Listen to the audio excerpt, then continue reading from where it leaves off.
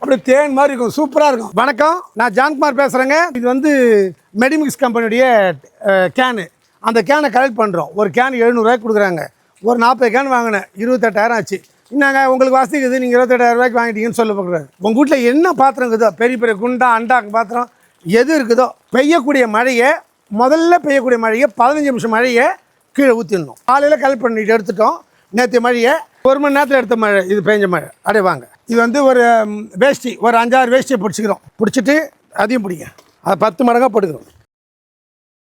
எந்த அண்டா கொண்டா பாத்திரம் எது இருக்குதோ அதை பாருங்கள், அருமையாக இருக்குது பாருங்கள்.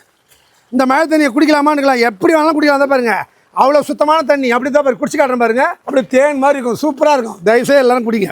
எடுங்க, தண்ணியெலாம் எடுங்க. உடலுக்கு ரொம்ப நல்லதுங்க மழை தண்ணி. அதாவது கிட்னி ஃபெயிலியர் ஆகுது பார்த்தீங்களா, அவங்க இந்த தண்ணியை குடித்தாக்கா கிட்னி மறுபடியும் வந்து ரீப்ரொடியூஸ் ஆகிடும். ஆட்டோமேட்டிக்காக மறுபடியும் வந்து உங்களுக்கு யூரின் பாஸ் பண்ணுறதுக்கு இந்த தண்ணி அற்புதமான தண்ணி. கிட்னி வந்து ஃபெயிலியர் உள்ளவங்க அவசியம் குடிக்க வேண்டியது மழை தண்ணி. சூரிய வெளிச்சம் மட்டும் அதில் படக்கூடாது. சூரிய வெளிச்சம் பட்டால் மட்டும் 15 நாளில் கெட்டு போயிடும். சூரிய வெளிச்சம் படாமல் இது மாதிரி உள்ள டார்க்கில் போட்டு முடிஞ்சால் ஒரு போரை வச்சு வச்சுக்கலாம். பொதுமக்கள் எல்லாம் வந்து அரசாங்கத்து மேலே குறை சொல்லாமல் நாமளே வந்து தண்ணி வந்து சேவ் பண்ணணும். அதுக்கு உண்டான விஷயத்தான் சொல்லி கொடுத்துரும். தயவுசெய்து கேளுங்க, நிச்சயமாக நீங்களும் நல்லா இருப்பீங்க. இந்த குடிக்கிற குழந்தை குட்டிலாம் நல்லா இருக்குன்றதை ஆணித்தரமாக சொல்கிறேன். நன்றி, வணக்கம்.